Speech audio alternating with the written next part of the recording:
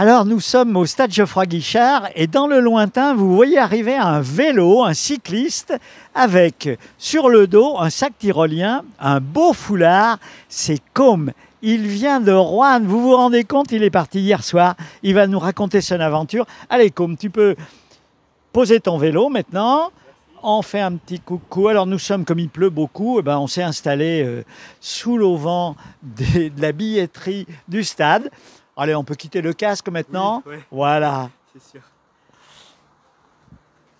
Et puis peut-être aussi poser le sac. Oui. Bon, il n'est pas trop lourd quand même. Non. Il est moins lourd que quand tu pars en camp. Oui, bien sûr. Bon. Allez. Alors, on va découvrir ton aventure. Tu nous as téléphoné ou envoyé un mail il y a maintenant quelques mois, puis on a organisé tout ça. Alors, tu es scout à Roanne, dans une troupe scout d'Europe. On voit ici ta tenue officielle de scout d'Europe avec, on va regarder le foulard. Alors du coup, il y a le foulard, le cordon du CP, avec les nœuds qui représentent le nombre de patrouillards dans sa patrouille. Alors, le CP, c'est le chef de patrouille. Chef de patrouille. Tu es chef de patrouille. Exactement. Voilà. Le bandeau. Du coup, scout d'Europe avec le drapeau de la France. Ça, c'est les bandes de CP. Il y en a deux. Là, c'est la croix de promesse. Et là, c'est un brevet majeur camp. Alors, ton brevet majeur, toi, ta spécialité, c'est quoi? C'est le froissartage. Qu'est-ce que c'est que le froissartage? Mystère. Alors, pour les scouts, tous les scouts savent ça, bien sûr. Alors, le froissartage, c'est des techniques d'assemblage pour fabriquer des tables, des ponts, de quoi s'installer pendant le camp, pendant 2 semaines. Et avec des moellons, bien sûr. Non, avec du bois. Du coup, comme outil, on utilise des tarières, des haches, des scies, et du ciseau à bois et d'autres outils spécifiques. Voilà, tout ça avec des brelages, avec des cordes, avec des assemblages aussi, des chevilles. Et puis, donc, on fabrique des tables, enfin, des installations pour vivre en camp, comme si on était chez soi, quasiment. Exactement, oui. Exactement. Et du coup, avec le brevet majeur camp, on essaye de minimiser la corde. Moins il y en a, mieux c'est. Voilà, normalement, il n'y a pas de corde, c'est uniquement avec des chevilles en bois. C'est ça. Et des brelages, des mi-bois. Et des mi-bois. Et puis alors ça, là, ces petits plumeaux, de quoi s'agit-il? Alors ça, c'est les bandes de la patrouille. C'est du coup, ça représente les couleurs de la patrouille. Et là, c'est le vert sur le noir. Et le nom de la patrouille, c'est la patrouille de l'Aigle. La patrouille de l'Aigle, parce que les patrouilles ont en général des noms d'animaux. Exactement. Et vous avez un cri pour votre patrouille? Oui, bien sûr. Alors, attention, c'est parti, le cri de la patrouille des aigles de Roanne. Du coup, c'est aigle toujours plus haut. Alors, le chef dit aigle toujours, et puis les patrouillards. Toujours plus haut. Allez, on se le fait tous les deux. Aigle toujours plus haut. Ça va? Ça va. Bon. D'habitude, on le crie un peu plus fort. Oui, mais je suis tout seul. Allez, Jean-Marc, tu viens le crier avec nous, le cri de patrouille. Allez, voilà Jean-Marc qui arrive. Alors attention, Jean-Marc, c'est notre réalisateur. Donc, alors, on y va. Donc, le aigle toujours plus haut. C'est mieux là. C'est mieux. Pendant un rassemblement, ça y va, on entendrait dans tout Saint-Étienne, je pense. Voilà. Parce que chaque patrouille a son cri de ralliement. Exactement, oui, c'est ça. Et ça crée de l'ambiance. Oui, on s'amuse bien. Super. Combien de personnes vous êtes combien? Alors, à Roanne, il y a une troupe, et dans notre troupe, il y a 3 patrouilles. Il y a la Oui. patrouille de l'Aigle, nous, Oui. la patrouille de l'Hermine et la patrouille du Castor. Et nous sommes à l'intérieur d'une patrouille, ça va de 5 à 7 personnes. Donc à peu près une petite vingtaine. Exactement, c'est ça. Voilà. Alors, quelle est cette idée de venir en vélo en plus? Pas de chance, parce que il pleut. Il pourrait faire beau. C'est les stands de glace, il pleut. Quelle idée de venir à Saint-Étienne et pourquoi Saint-Étienne? Alors, j'ai décidé de venir en vélo parce que c'est un des défis des raiders qui est en engagement. Et dans ces défis, il y avait le défi sport. Et je me suis dit, je vais faire Roanne-Saint-Étienne aller-retour. Parce que le vélo, j'en fais pas souvent. Et puis je me suis dit que c'était un bon défi. C'est l'idée de se donner un challenge à soi-même. C'est ça, oui, dépasser un peu ses limites. Et en plus, vu que RCF était là, j'ai fait d'une pierre deux coups, ça fait 2 défis. Voilà, et on est vraiment heureux de t'accueillir. Alors, on va lui faire parler d'abord de son défi pour venir hier, parce que attention quand même. Hein. Oui. Alors, t'es parti à quelle heure? Alors, je suis parti vendredi à 19h30. Je suis arrivé à Babigny autour de 20h50. Et le lendemain... Là, tu avais un hébergement. Oui, ouais, j'ai été accueilli par la famille des Mars. On leur fait un petit coucou, merci. Et le lendemain matin, je suis arrivé... C'est-à-dire ce matin, tout simplement. Oui, ouais, non, ce matin, oui. Je suis parti à 8h. J'ai mangé à midi. Je ne sais plus le nom de la ville. Et là, tu te promenais avec ton téléphone pour avoir un itinéraire, pour passer par les petites routes, parce que pour arriver à Saint-Étienne, à Geoffroy-Guichard, c'est pas évident, Germain. C'est pas évident. Et puis en plus avec un VTT, donc le vélo à VTT, sans garde-boue, donc ça va être compliqué. Avec les routes mouillées, on a le dos mouillé. Alors au début, c'était avec la carte, c'était assez simple, c'était du 1 cm égale 1 km. Alors, au début, je longeais la Loire, ça va, je connaissais le lieu, ça allait tout seul. Puis après, dans la ville, c'est sûr que la carte, ça aidait pas du tout. Du coup, il est passé sur une carte au téléphone. Voilà, et puis tu es arrivé ici et on s'est retrouvés. Super. Alors, il faut que tu nous parles de ce défi Raider. Alors, tu es venu avec, avec un papier qui explique tout ça. Et ben voilà, donc tu vas nous présenter tout ça. Moi, je fais le tour, je te repasse derrière les caméras. Et puis pour vous faire découvrir, bah oui, donc ces papiers, puis le vélo, la présentation du vélo. Allez, merci Jean-Marc. Alors, le défi Raider, c'est 5 défis. Il y a le test communication, du coup, on est en train de le faire. on est en train de le faire, ça se passe pas trop mal. Ça va. Ouais, c'est pas trop terrible quand même. Alors, il y a le test intervention, du coup, il faut faire. Je vais passer le PSC1 et je vais le faire passer à ma patrouille. Le PSC1. C'est-à-dire? C'est les gestes de premier secours, avoir les bases pour savoir soigner quelqu'un. Être capable de réagir en cas d'incident, quoi. Oui, c'est ça. Et donc, tu le passes toi-même et puis ensuite tu transmets. Je vais le faire. Non, c'est un capitaine pompier qui va nous faire passer à toute la patrouille et à d'autres scouts de la troupe parce qu'il faut qu'on soit 10. Super. Alors ça, c'est le test numéro 2. C'est ça. Mais ça n'est pas fini, chers amis, hein. Attention. Hein. Tu as quel âge? 17 ans et je les ai eus hier. Ah, bon anniversaire. Tu t'en souviendras de tes 17 ans. Oui, longtemps. Après, nous avons le test mission. Du coup, il faut que je trouve un père spirituel. Normalement, j'ai déjà une idée. Il faut juste que je lui pose la question et normalement, c'est bon. Quelqu'un qui va t'accompagner dans ta vie de jeune chrétien. C'est ça, juste à ce qu'il puisse et juste à ce qu'on puisse le faire. Et dès qu'il partira, j'essaierai d'en trouver un autre. D'accord. Alors, toujours dans le test mission, je me suis engagé dans la catéchèse avec le père Marc à Rouen. Ça se passe tous les vendredis soirs. Je m'occupe de jeunes collégiens les vendredis soirs. C'est une responsabilité quand même. Hein. Ils ont quel âge? Ils ont 12 ans, 12-13 ans? Oui, ça va de la 6e, 4e limite dans mes souvenirs. Et c'est dans le collège qui est proche de chez toi ou le collège du lycée où tu vas? Alors non, c'est dans une sacristie à côté d'une église à Rouen. D'accord, donc catéchèse pour des plus jeunes. C'est ça. Et puis d'autres choses encore sur cette liste qui est bien longue pour un jeune homme comme toi. Toujours dans le test mission, il y a 3 défis dans le test mission. J'ai fait une retraite de 3 jours à Saint-Pierre-de-Colombier, à Pâques. Saint-Pierre-de-Colombier, de quoi s'agit-il? C'est pas une station de ski, non? Non, pas du tout. C'est une retraite paroissiale où on peut y aller à Pâques. Et on peut y aller aussi tout le long de l'année. Mais je pense qu'à Pâques, c'était pour marquer le coup quand même. Et puis ça faisait longtemps que j'ai été pas retourné. Et avec toute la famille, là? Avec toute la famille, oui. C'est chouette, ça. C'est sûr. On voit ton sourire. Belle aventure intérieure. Oui. Et puis encore d'autres défis. Alors maintenant, il y a le test sport. Du coup, je viens de le faire. C'est venir en vélo à Saint-Étienne. Bon, il est à moitié fait parce qu'il faut que je rentre à Rouen. Oui, parce que lundi, il y a classe. Hein. C'est pas comme les autres lundis des mois où il n'y avait pas classe. Oui, alors, on va peut-être regarder le vélo maintenant. Hein? Oui.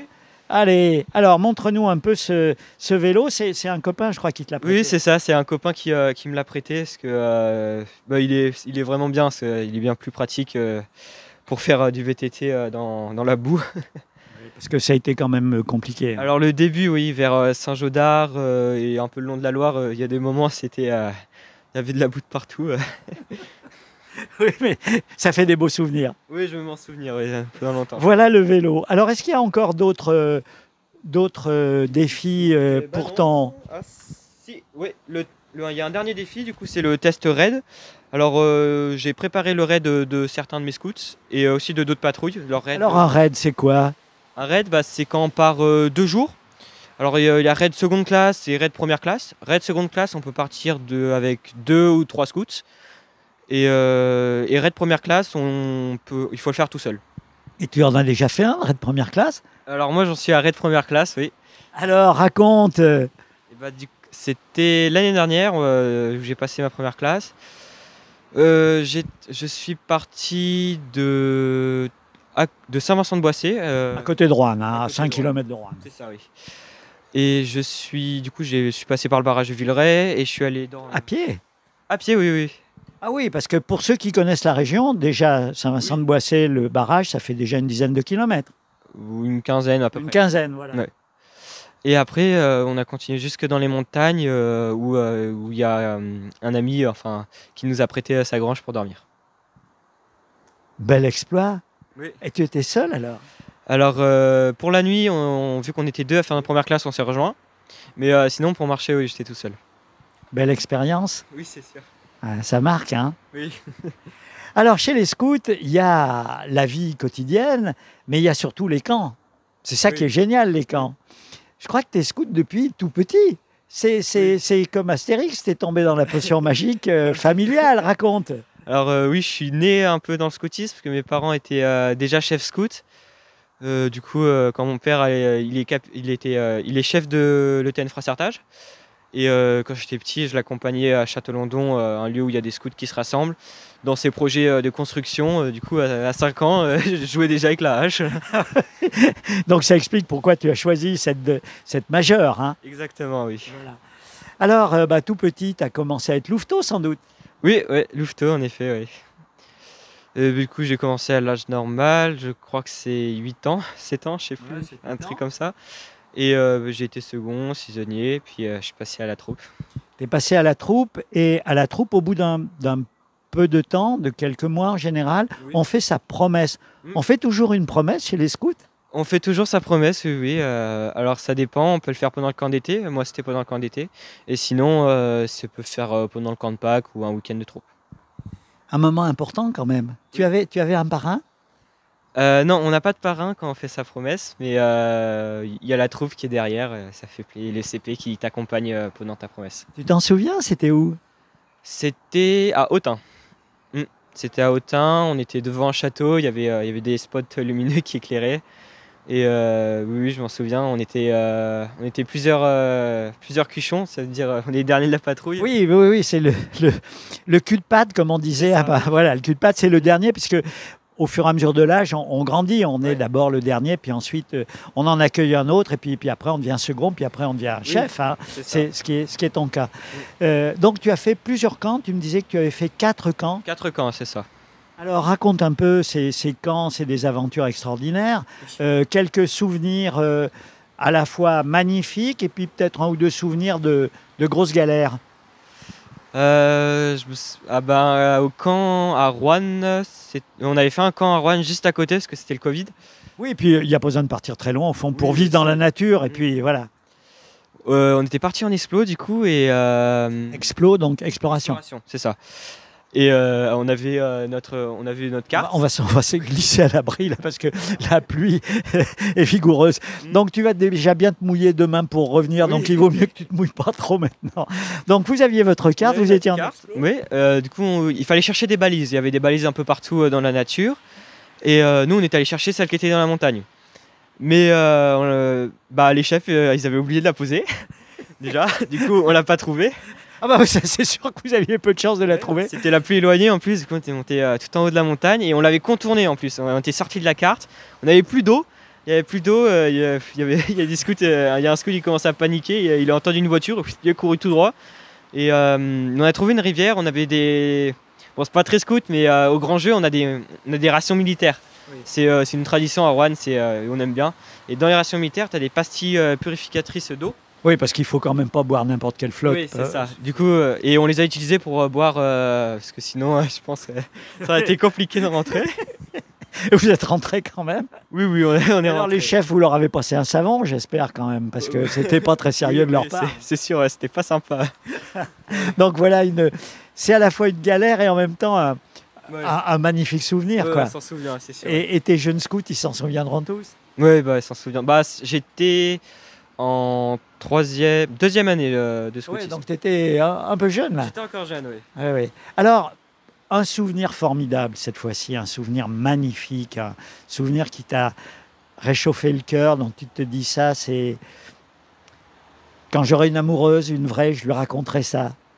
Ouais, des souvenirs, je pense, heureux, qu'on aime bien au scoutisme, il y en a vraiment beaucoup. Je sais pas trop quoi dire, mais Une fin de camp peut-être, ou oui, une veillée. Les veillées, c'est des beaux moments, ça aussi. oui. Bah, je suis pas trop veillé, moi, Tu du n'es coup. pas trop veillé? Non, je préfère juste les regarder. Parce qu'en général, on chante, il Oui, ouais. y a des mimes, des spectacles. C'est sûr, mais bah, moi, je préfère juste les regarder. Donc, tu n'es pas trop veillé. Non, mais en fin de camp, on fait un michoui. Du coup, on prend un agneau. Carrément un méchoui. On fait un michoui en fin de camp, ouais, c'est devenu une tradition aussi. On prend un agneau, c'est le dernier jour du camp, du coup on creuse un énorme trou, on fait un lit de braise, il y a 10 cm des fois de braise, ça fait des fois 2 mètres de long et de large. Et on fait tourner le michoui toute la journée. Oui, parce qu'il faut des heures pour qu'il cuise. Hein. Oui, et on met de la sauce avec du miel et des mélanges. Et le soir, du coup, c'est la fête et on mange le michoui, il y a des chants et tout. C'est génial ça. Ouais. Voilà. Eh bien, écoute, cette vie de scout, elle te plaît? C'est vraiment ce qui, dans ton quotidien, te fait lever tous les matins? Il y a l'école, bien sûr. Tiens, au fond, qu'est-ce que tu vas devenir faire plus tard comme métier? Tu as déjà une idée? Oui, j'ai déjà une idée, du coup. Chef scout, mais enfin, pas Oui, seulement. ouais, chef scout, oui, oui, ça c'est. Je pense, je prendrai avec des amis, les amis actuels scouts. On s'est dit qu'on va reprendre la troupe quand on pourra. Voilà, transmettre la passion aux jeunes. C'est ça. Mais alors, comme job? Alors mon job, c'est après le lycée, j'aimerais bien aller dans une prépa Saint-Cyr pour passer à Saint-Cyr. Du coup, ça prépa Saint-Cyr de 3 ans, Saint-Cyr de 3 ans. Et m'orienter dans l'armée du génie, dans la BSPP. C'est la brigade sapeurs-pompiers de Paris, c'est les pompiers militaires de Paris. Voilà, et tu retrouveras tes compétences C'est ça. de construction et de capacité de s'adapter à la situation dans laquelle on se trouve. Allez, peut-être une dernière question autour de la cuisine.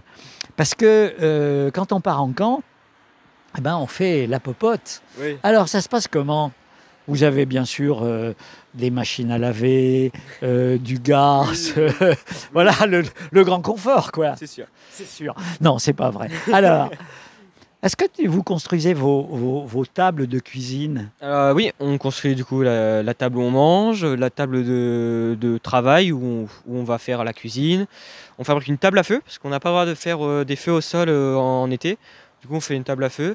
Et Donc c'est une table surélevée en bois, mais avec de la terre pour pouvoir faire du feu, des pierres. Enfin, c'est tout un art de fabriquer ça. Et cette année, on a décidé qu'on allait faire de l'eau chaude. Du coup, on va passer un tuyau de cuivre où l'eau passera dans la table à feu pour avoir de l'eau chaude. Oui, parce que la vaisselle à l'eau froide, les grosses gamelles, quand les pâtes ont attaché au fond, c'est un peu difficile. Ce sera plus simple. Ça sera plus simple. Alors la cuisine, il faut faire les pluches, il faut faire les menus, il faut que ce soit bon.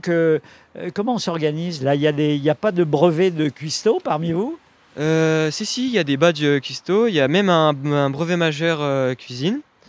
Il y a un poste d'action qui est cuisinier. C'est lui le chef, il prend 1 ou 2 scouts, c'est lui qui dirige la cuisine, s'il a besoin d'aide ou pas.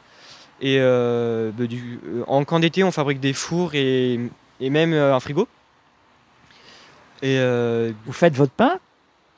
l'année dernière, on a fait la dernière semaine, tous les matins, on faisait, le soir, on faisait notre pain et le matin, on avait notre pain du coup frais.